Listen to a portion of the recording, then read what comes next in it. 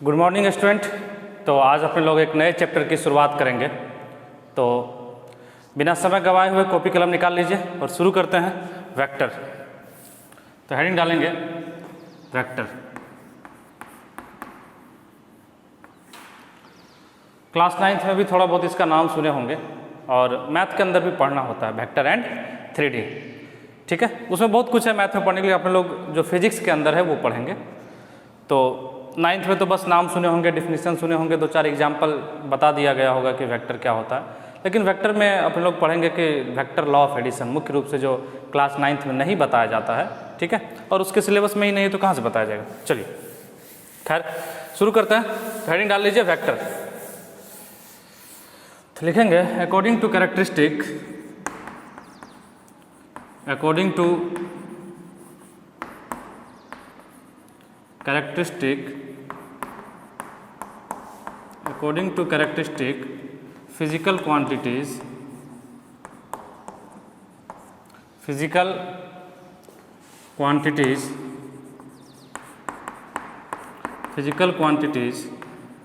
are defined as मतलब characteristic के आधार पे फिजिकल क्वांटिटी को दो तरह से डिफाइन किया गया, एक स्केलर क्वांटिटी और दूसरा वेक्टर क्वांटिटी। तो नंबर 1 लिख लेंगे स्केलर क्वांटिटी और नंबर 2 लिखेंगे नंबर 1 स्केलर क्वांटिटी और नंबर 2 लिखेंगे वेक्टर क्वांटिटी। तो इस चैप्टर में स्केलर के बारे में ज़्यादा कुछ पढ़ना ही नहीं है क्योंकि स्केलर में ज़्यादा कुछ होता ही नहीं है। ठीक है, तो जो भी फोकस होगा अपने लोगों का ये वेक्टर क्वांटिटी होगा। हालांकि जानेंगे इसको भी कि स्केलर क्वांटिटी क्या होता है, लेकिन ये 1-2 मिनट में खत्म हो जाएगा। वेक्टर क्वांटिटी पे पूरा का पूरा फोकस होगा क्योंकि चैप्टर का नाम है वेक्टर।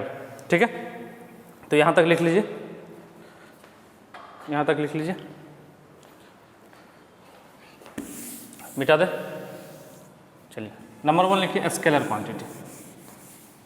सबसे पहले स्केलर क्वांटिटी को डिफाइन कर लेते हैं। स्केलर क्वांटिटी, स्केलर क्वांटिटी, इसका पहले 1-2 लाइन का डिफिनीशन लिख लेंगे, फिर इसको समझेंगे डिटेल में कि ये क्या होता है। The physical quantity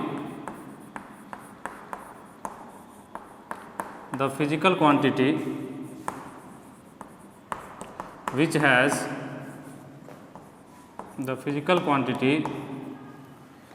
has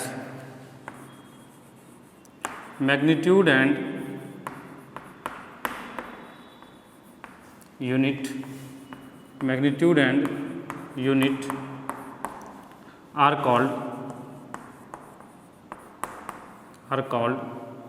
scalar quantity, चलिए एग्जाम्पल ले लेते हैं। बोला गया डिफिनीशन में कि the physical quantity which has magnitude and unit. ध्यान दीजिएगा, मैग्नीट्यूड और यूनिट, जिसके पास मैग्नीट्यूड और यूनिट होगा ऐसे क्वांटिटी को स्केलर क्वांटिटी कहेंगे। वेक्टर में क्या होगा, तो वेक्टर में डायरेक्शन आ जाएगा, इन दोनों के साथ डायरेक्शन भी आ जाएगा। तो यहाँ पे डायरेक्शन नहीं होता है, यहाँ पे सिर्फ और सिर्फ मैग्नीट्यूड होगा और यूनिट होगा। स्केलर क्वांटिटी के पास मैग्नीट्यूड होगा और यूनिट होगा। जैसे एग्जाम्पल ले लीजिए, एग्जाम्पल में जैसे मास की बात कर ले, मास। अब आपको हम बोलेंगे कि 2 kg चीनी खरीद के लाइए, 2 kg चीनी खरीद के लाइए। तो 2 kg चीनी मतलब हम मास बता रहे हैं 2 kg। तो ध्यान से देखिए, 2 जो है इसका मैग्नीट्यूड हो गया और kg इसका यूनिट हो गया।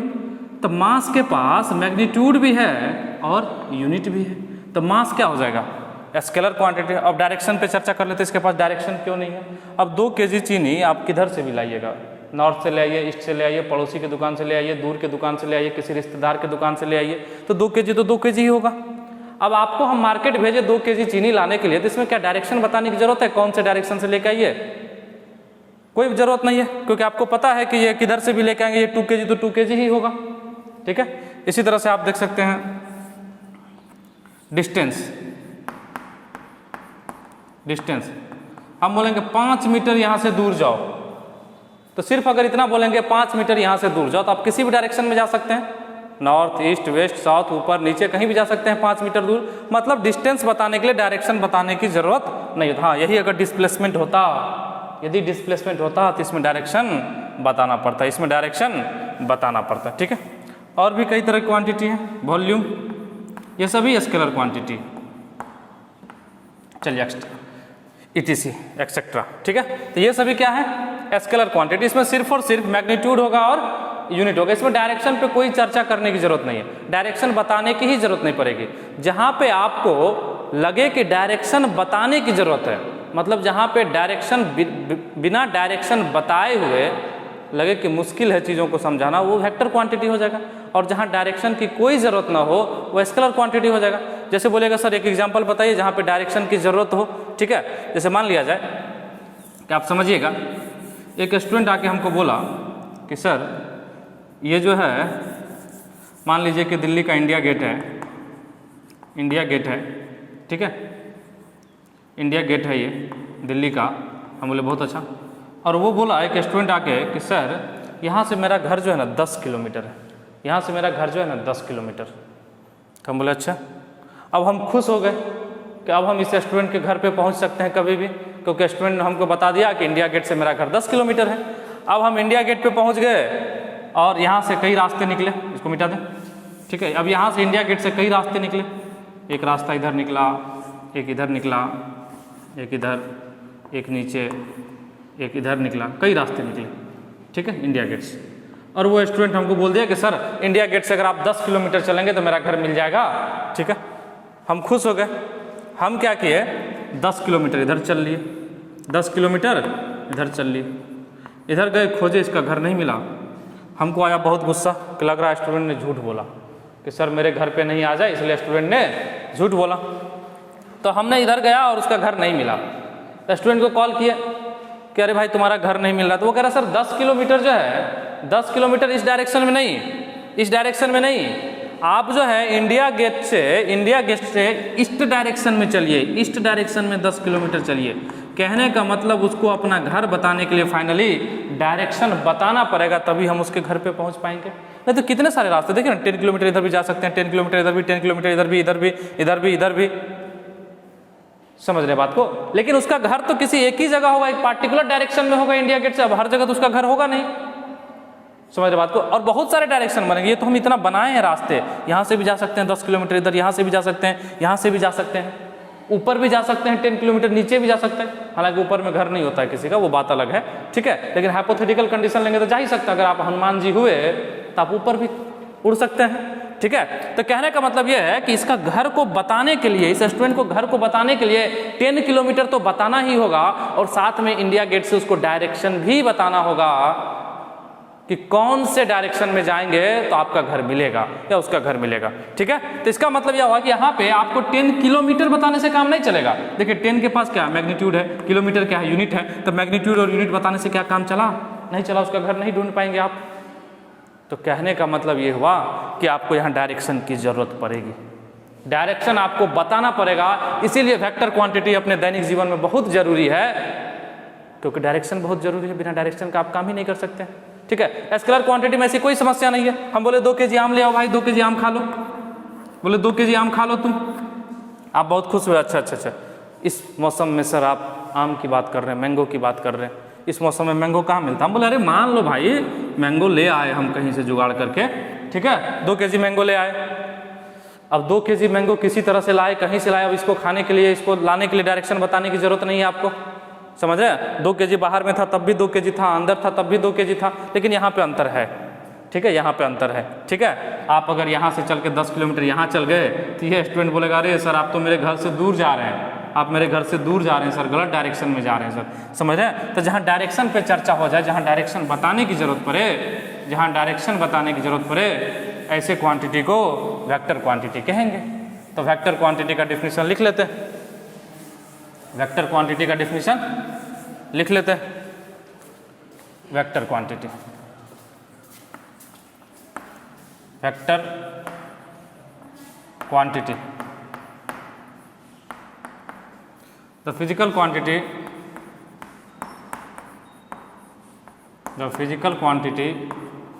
which has the physical quantity which has magnitude, magnitude का मतलब होता है परिमाण, जैसे 2 kg में 2 जो था ना वो मैग्नीट्यूड था, which has magnitude, unit and as well as direction,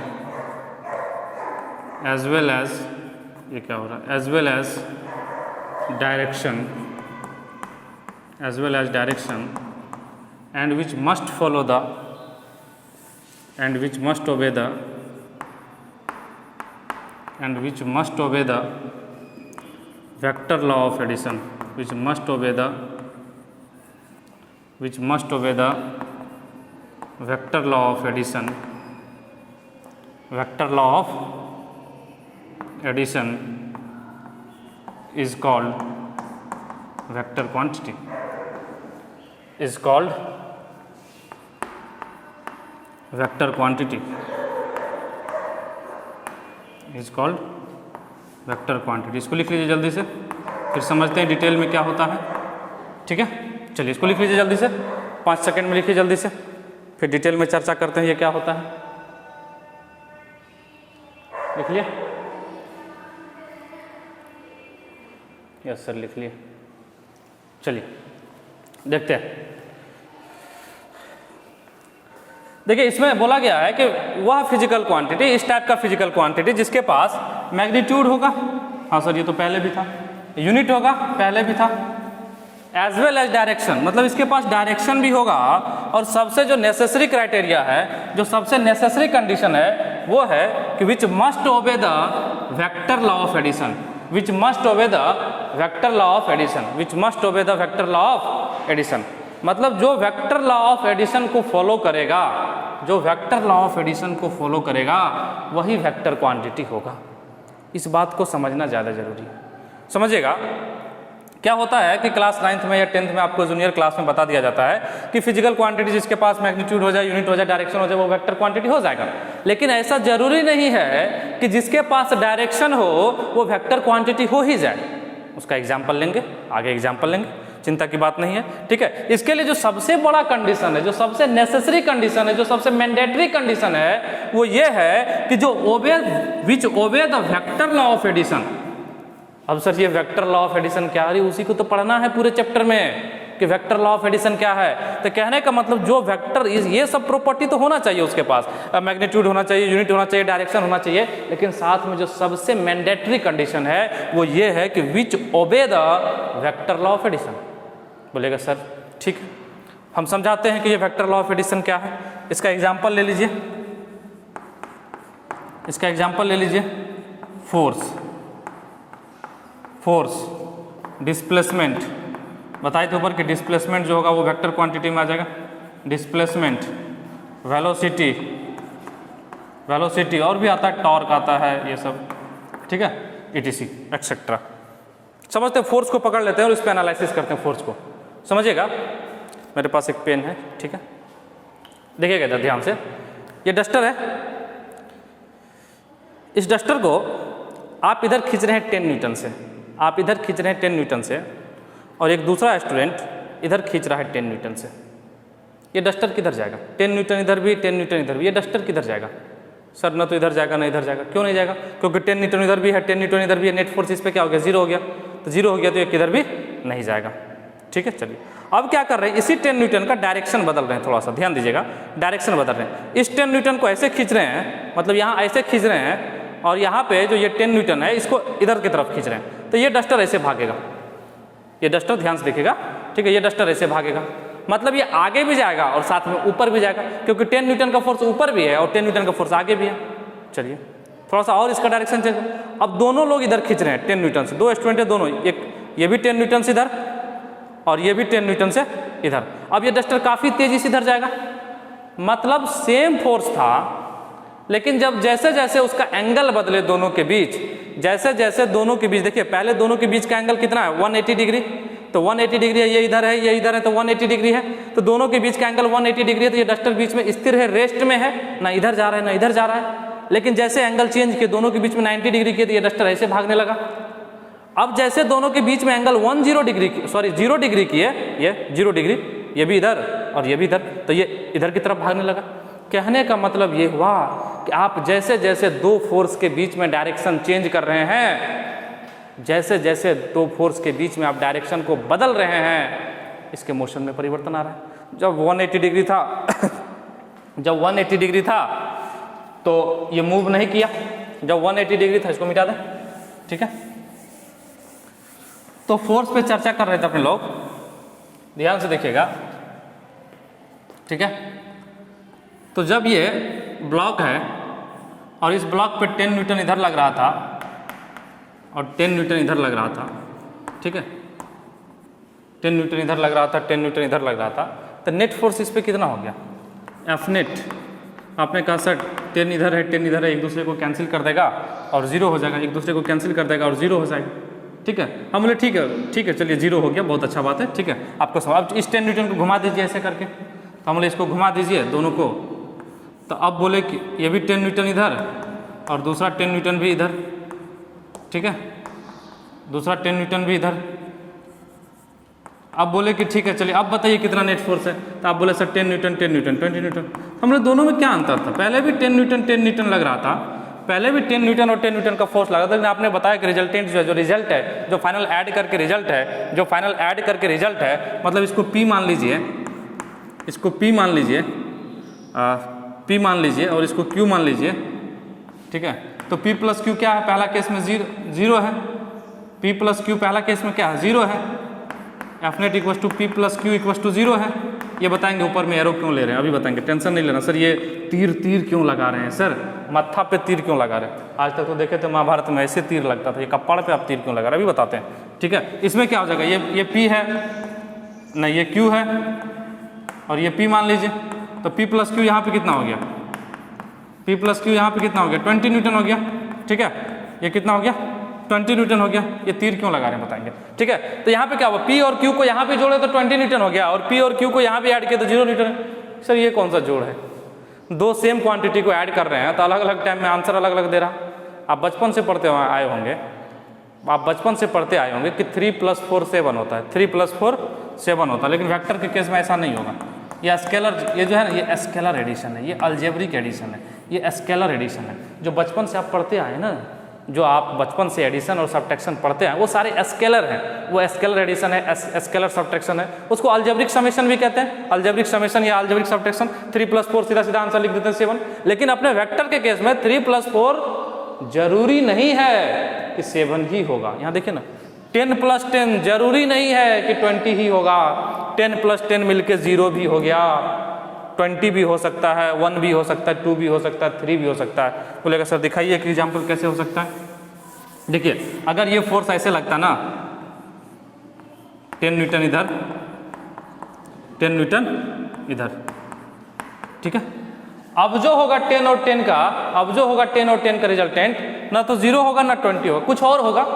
अच्छा क्या होगा वो मालूम नहीं है, क्या होगा वो मालूम नहीं है, लेकिन इतना पता चल रहा है कि सर ये ना तो 0 होगा ना 20 होगा, 10 भी नहीं होगा, क्योंकि 10 और 10 दोनों ऐड होगा, क्योंकि ये बीच से भागेगा, इतना तो पता है कि बीच से भागेगा, इधर कुछ होगा, रिजल्ट आएगा इसका रिजल्ट कुछ इधर आएगा, ठीक है। तो मतलब 10 और 10 मिलकर, हालांकि ये 10√2 आएगा, आगे बताएंगे, ठीक है। तो मतलब 0 से लेकर 20 के बीच में 10 और 10 न्यूटन का समेशन कुछ भी हो सकता है, 10.9, 10.8, 10.6, 10.75 कुछ भी हो सकता है। तो इसी को कहते हैं वेक्टर लॉ ऑफ एडिशन। मतलब यहाँ पे इस दोनों फोर्स के बीच में जो एंगल है, जो एंगल है अभी देखिए 180 डिग्री का है, एक इधर है दूसरा इधर है, ये 180 डिग्री। तो इस दोनों के बीच में जो एंगल है उस पे डिपेंड कर रहा है, उस पे डिपेंड कर रहा है कि आंसर क्या होगा। मतलब अगर आप एंगल बदल दिए तो आपका आंसर बदल दिया, आपका आंसर बदल गया। कहने का मतलब ये हुआ कि इसी तरह का जो एडिशन है उसी को बोलेंगे वेक्टर एडिशन, उसी को बोलेंगे वेक्टर। अब इसके कई नियम कानून होते हैं, वो पढ़ेंगे, ठीक है। तो इसको एग्जांपल में बना लीजिए, जल्दी से बनाइए इसको एग्जांपल में, जल्दी से बनाइए। बना रहे हैं, बिल्कुल सर बना रहे हैं, जल्दी बना लीजिए, एग्जांपल में बना लीजिए, ठीक है। एक नोट लिख लेंगे, बना लिए, एक नोट लिख लेंगे, नोट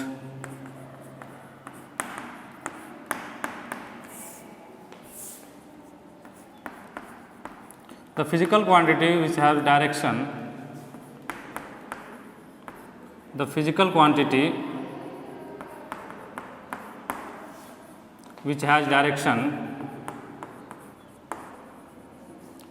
direction,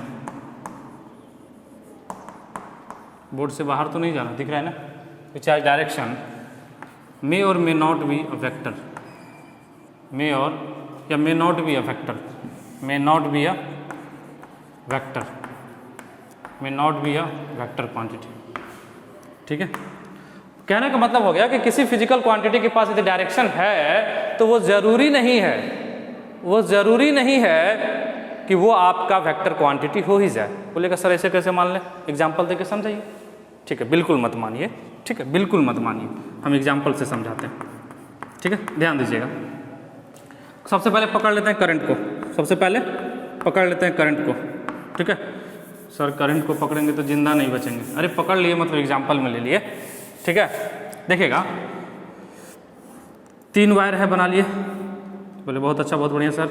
इधर से आ रहा है 2 एम्पियर, इधर से आ रहा है 3 एम्पियर का करंट। बताइए इस वायर में कितना करंट जाएगा? 2 एम्पियर इधर से आ रहा है, 3 एम्पियर इधर से जा रहा है, इधर कितना हो जाएगा? 5 एम्पियर हो जाएगा। क्या आपने एक सेकेंड के लिए भी, एक पल के लिए भी आपके दिल और दिमाग में ये ख्याल आया कि इस दोनों के बीच में जो एंगल है उस पर चर्चा करें? बिल्कुल नहीं सर। अगर ऐसे भी आता, इधर से 3 एम्पियर, इधर से 2 एम्पियर और इधर से 3 एम्पियर, तो इधर से 5 एम्पियर जाता। मतलब आप एंगल, इस दोनों वायर के बीच में एंगल कुछ भी कर लीजिए, जो इस दोनों को ऐड करके आएगा वो 5 एम्पियर ही आएगा। इस दोनों को ऐड करके जो आएगा वो कितना आएगा? 5 एम्पियर ही आएगा। लेकिन करंट में डायरेक्शन होता है, करंट हमेशा हायर पोटेंशियल से लोअर पोटेंशियल की तरफ ही फॉलो करेगा। यदि और डिटेल में जानना चाहते हैं तो क्लास 12 में बताया जाएगा कि करंट जो होता है हमेशा इलेक्ट्रिक फील्ड के पैरेलल होता है। करंट हमेशा इलेक्ट्रिक फील्ड के पैरेलल होता है। अगर इलेक्ट्रिक फील्ड इधर है तो करंट भी इधर, और इलेक्ट्रिक फील्ड जो है वो वेक्टर क्वांटिटी है, करंट इसके पैरेलल है। ठीक है, लेकिन करंट वेक्टर क्वांटिटी नहीं है। क्यों वेक्टर क्वांटिटी नहीं है? क्योंकि ये वेक्टर लॉ ऑफ एडिशन को फॉलो नहीं कर रहा। आप देखिए ना, 2 एम्पियर में मैग्नीट्यूड भी है, यूनिट भी है, डायरेक्शन भी। देखिए डायरेक्शन है तभी तो तीर लगाए हैं। अरे डायरेक्शन है तभी तो तीर, बिना एरो का मतलब क्या होता है? डायरेक्शन। आप कहीं जा रहे होते, लिखा होता दिल्ली 50 किलोमीटर, दिल्ली 50 किलोमीटर, इसका मतलब क्या हुआ? तीर मारा रहता ऊपर की तरफ या ऐसे करके, ऐसे की, तो मतलब इधर जाइएगा 50 किलोमीटर तो कौन मिलेगा? दिल्ली मिलेगा। नीचे जाइएगा तो आगरा मिलेगा। ये सब लिखा रहता है, रोड पे देखे होंगे, बड़ा सा बैनर लिख देगा सिर्फ 50, दिल्ली 50 किलोमीटर। आपको हंसी आएगा, अरे भाई दिल्ली 50 किलोमीटर, किधर चलने पे 50 किलोमीटर? तो मतलब ये तीर जो है ना, एरो जो है ना, वो हमेशा डायरेक्शन बताता है। तो इसमें एरो इसलिए लगाएं कि करंट नीचे की तरफ आ रहा है, इधर आ रहा है, यहाँ इधर आ रहा है, यहाँ इधर जा रहा है। तो मतलब करंट में डायरेक्शन होता है, मैग्नीट्यूड भी होता है, यूनिट भी होता है, लेकिन ये वेक्टर लॉ ऑफ एडिशन को फॉलो नहीं करता है। वेक्टर लॉ ऑफ एडिशन को फॉलो नहीं करता है, जिसके वजह से इसको हम वेक्टर क्वांटिटी नहीं बोलते हैं। तो सर ठीक है, वेक्टर नहीं बोलते तो इसको बोलेंगे क्या? सबसे बड़ा बात ये भी है कि सर वेक्टर नहीं बोलते हैं। ठीक है, ये होता है जनरली टेंसर क्वांटिटी। इसको क्या बोलते हैं? Tensor quantity. वैसे अपने लोग स्केलर ही मान के चलेंगे, लेकिन आगे हायर क्लास में पता चलेगा इंजीनियरिंग में। ठीक है, कि इसको बोलते हैं टेंसर क्वांटिटी। जो करंट है ना उसको टेंसर क्वांटिटी। और भी एग्जाम्पल होते हैं। प्रेशर, एक ही क्यों लेंगे? प्रेशर ले लीजिए। प्रेशर में डायरेक्शन होता है। आप देखते होंगे प्रेशर अपवार्ड, डाउनवार्ड। किसी चैम्बर में कुछ बंद है, केमिस्ट्री में पढ़े होंगे, किसी सिलेंडर में कुछ बंद है तो पढ़े होंगे, ये ऊपर में प्रेशर, इधर निकालिए। ठीक है, अंदर में जो गैस बंद है वो ऐसे प्रेशर लगाएगा, इस पे जो एटमॉस्फेरिक जो गैसेस है एटमॉस्फेयर में वो ऐसे प्रेशर लगाएगा। तो प्रेशर का डायरेक्शन होता है, प्रेशर का डायरेक्शन होता है, लेकिन इसको वेक्टर में नहीं रखते हैं, इसको वेक्टर क्वांटिटी में नहीं रखते हैं। चलिए तो इसको लिख लीजिए। हालांकि कई लोग टाइम के बारे में भी कहते हैं, टाइम में भी डायरेक्शन होता है। टाइम हमेशा क्लॉकवाइज, उसका जो घड़ी का सुई होगा वो हमेशा कैसे घूमेगा? क्लॉकवाइज घूमेगा। लेकिन जब भी बात आता है आप 3 आवर प्लस 4 आवर, सीधा 7 आवर बताते हैं। मतलब आपको जहाँ लगे, जो बचपन से ऐड करते आए थे, अगर वो एडिशन अगर वैलिड हो रहा है, जैसे 3 आवर प्लस 4 आवर 7 आवर, नहीं देखे दोनों के बीच का ना एंगल पूछे ना कुछ पूछे, क्योंकि हमेशा जानते हैं क्लॉकवाइज घूमेगा वो। ठीक है, तो उसको भी कई लोग बोलते हैं कि वो भी वेक्टर, खैर वेक्टर टाइम वेक्टर क्वांटिटी नहीं है, लेकिन टाइम में डायरेक्शन होता है, हमेशा वो क्लॉकवाइज घूमता है उसका। चलिए इसको लिख लीजिए, इसको लिख लीजिए, लिख लिया। आई होप कि आप सभी लोगों को ये समझ में आया होगा। तो आज के इस लेक्चर में इतना ही, फिर मिलते हैं नेक्स्ट लेक्चर में। आप लोगों ने जीवन का बहुमूल्य समय दिया, इसके लिए बहुत बहुत धन्यवाद एंड बाय।